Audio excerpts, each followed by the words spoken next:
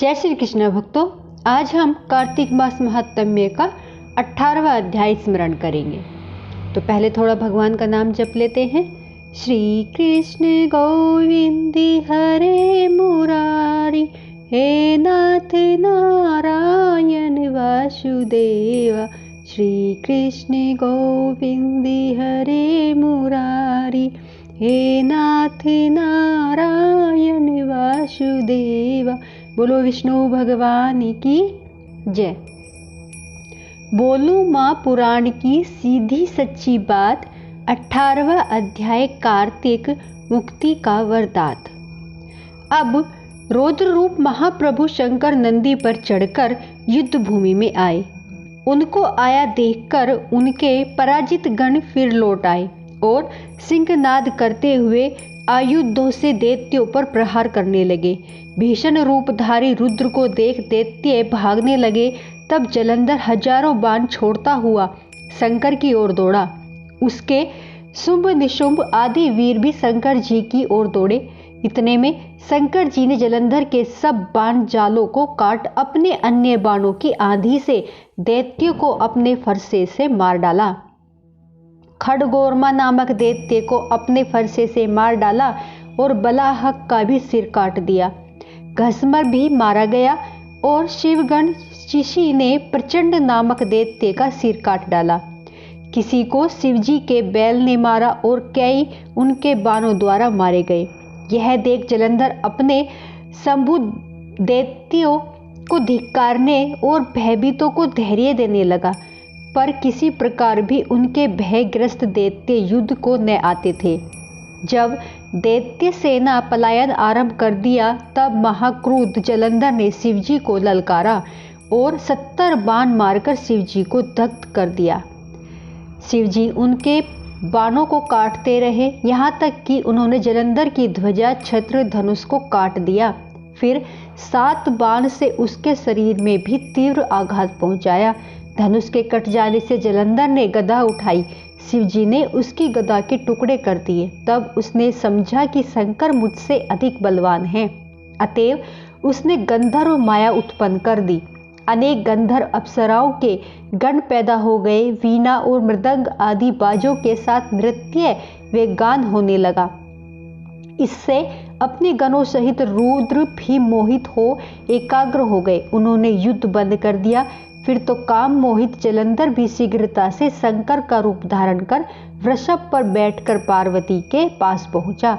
उधर जब पार्वती ने अपने पति को आते देखा तो अपनी सखियों का साथ छोड़ दिया और आगे आई। उन्हें देख कामातुर जलंधर का वीर्यपात हो गया और उसके पवन से वह जड़ भी हो गया। गौरी ने उसे दानव समझा। वह अंतर ध्यान हो उत्तर की मानस पर चली गई। तब पार्वती ने विष्णु जी को बुलाकर दैत्य धन का यह कृत्य कहा और वह प्रश्न किया कि क्या आप इससे अवगत हैं। भगवान विष्णु ने उत्तर दिया, आपकी कृपा से मुझे सब ज्ञात है। हे माता, आप जो भी आज्ञा करेंगी मैं उसका पालन करूंगा। जगमाता ने विष्णु जी से कहा, उस दैत्य ने जो मार्ग खोला है उसका अनुसरण उचित है। मैं तुम्हें आज्ञा देती हूँ कि उसकी पत्नी का पतिव्रत भ्रष्ट करो, वह दैत्य तभी मरेगा। पार्वती जी की आज्ञा पाते ही विष्णु जी उसको सिरोधार्य कर छल करने के लिए जलंधर के नगर की ओर गए। तो दोस्तों, आज हमारा अध्याय 18 समाप्त होता है। बोलो विष्णु भगवान की जय। किसी गांव में एक भाट व एक जाट रहता था। दोनों में घनिष्ठ मित्रता थी। एक बार जाट अपनी बहन के घर जाने को तैयार हुआ तो भाट अपनी ससुराल जाने को तैयार हुआ। दोनों साथ चल पड़े।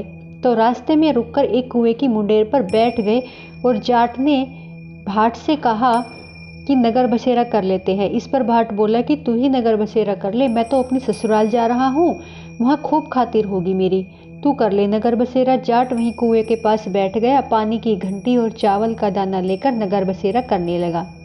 नगर बसेरा करने के साथ जाट कहने लगा, नगर बसेरा जो करे सोमल धोवे पाँव, ताता मांडा तापसी देगी मेरी माँ, माँ देगी मावसी देगी, द्वारका का वास, मीठा मीठा घास, वृंदावन का वास, 5 उल्टी छोटी रास मेरा जिबड़ो कृष्णा के पास डालू पानी हो जाए घी, झट से निकल जाए मेरा जी। यह सब कहकर वह जाट बहन के पास चल पड़ा। जाट की बहन ने भाई को आने पर उसकी खूब खातिर की, घी बूरा के साथ भाई को जिमाया। दोनों ने बैठकर ढेर सारी बातें की। इधर भाट अपने ससुराल पहुंचा तो आग लग गई। आग बुझाने वह भी लग गया, जिसमें हाथ मुंह भी काले हो गए और खुद भी थोड़ा झुलस गया। ना रोटी ना पानी मिली। किसी ने न पूछा। एक पड़ोसन आई तो उसने कहा भाट की सास को कि जमाई आया है, जरा उसकी आवभगत भी कर लो। बुढ़िया बोली सब कुछ तो जल गया, कहाँ से आवभगत करूं। तब पड़ोसन ने ही भाट को एक रोटी के साथ छाछ दी। उसने वही खाकर गुजारा किया। शाम को दोनों फिर घर की ओर चल पड़े और रास्ते में मिल गए। एक दूसरे का हाल पूछा। भाट बोला कि मेरे ससुराल में तो आग लग गई थी, आग बुझाते मैं भी खुद काला हो गया, ना रोटी मिली ना पानी। जाट बोला कि मेरी तो खूब खातिर हुई। फिर बोला कि मैंने कहा था ना कि नगर बसेरा कर ले, अब आग नगर बसेरा कर लेते हैं। भाट ने फिर मना कर दिया। कहने लगा कि तेरी मौसी पता नहीं रोटी देगी या ना देगी, मेरी तो माँ है, दही की छुंछली चूरमा का पेड़ा धरा पाएगा। भाट ने फिर नगर बसेरा करने से मना कर दिया। जाट ने फिर नगर बसेरा कर लिया। नगर बसेरा जो करे सोमल धोवे पाव, ताता मांडा तापसी, देगी मेरी माँ, माँ देगी मावसी, देगी द्वारका का वास, मीठा मीठा घास वृंदावन का वास, 5 कुल्टी छठी रास, मेरा जिबड़ो कृष्ण के पास, डालू पानी हो जाएगी, झट से निकल जाए मेरा जी। करके वह चल पड़ा। घर पहुँचते ही जाट की मावसी ने बहुत लाड प्यार किया। उधर भाट घर गया तो उसकी भैंस खो गई थी। बाप एक लाठी रखी तो दूसरी उठाई। कहने लगा ससुराल गया तो आग लगा दी, अब यहाँ आया है तो भैंस खो दी। बाप ने कहा कि पहले भैंस लेकर आ, तभी रोटी पानी मिलेगी। सारा दिन भाट भैंस ढूंढता रहा, लेकिन उसे भैंस नहीं मिली। जाट और भाट की मुलाकात फिर बाजार में हो गई। जाट ने भाट से हालचाल पूछा तो भाट बोला कि आते ही भैंस खो गई, बस उसी दिन से भैंस ढूंढ रहा हूँ, रोटियों का तो पूछो ही मत। जाट ने कहा कि मैंने तो पहले ही कहा था कि या नगर बसेरा कर ले। जाट की बात सुनकर भाट बोला कि तेरे नगर बसेरे में इतनी ताकत है तो चलो नगर बसेरा कर लेते हैं। दोनों ने बैठकर नगर बसेरा किया। नगर बसेरा जो करे सोमल धोवे पाँव, ताता मांडा तापसी, देगी मेरी माँ, माँ देगी मावसी, देगी द्वारका का वास, मीठा मीठा घास वृंदावन का वास, 5 कुल्टी छठी रास, मेरा जिबड़ो श्री कृष्ण के पास, डालो पानी हो जाए घी, झट से निकल जाए मेरा जी। दोनों के नगर बसेरा करने पर भाट जैसे ही आगे बढ़ा तो उसकी खोई भैंस मिल गई, जिसे लेकर वह घर पहुंचा। घर पहुंचते ही माँ ने कहा कि लड़के को आते ही घर से निकाल दिया, सारे दिन से ये भूखा प्यासा भटक रहा है। यह कहकर उसकी माँ ने उसको खूब खिलाया पिलाया। इस घटना के बाद सारे नगर में ढिंडोरा पिटवाया गया कि कार्तिक में सब कोई अपने पीहर या सासरे आते जाते नगर बसेरा करे। जैसे भाट को नगर बसेरा करने का फल मिला, वैसे ही हर किसी को मिले। बोलो विष्णु भगवान की जय। तो दोस्तों प्लीज़ मेरी वीडियो को लाइक सब्सक्राइब शेयर ज़रूर करें।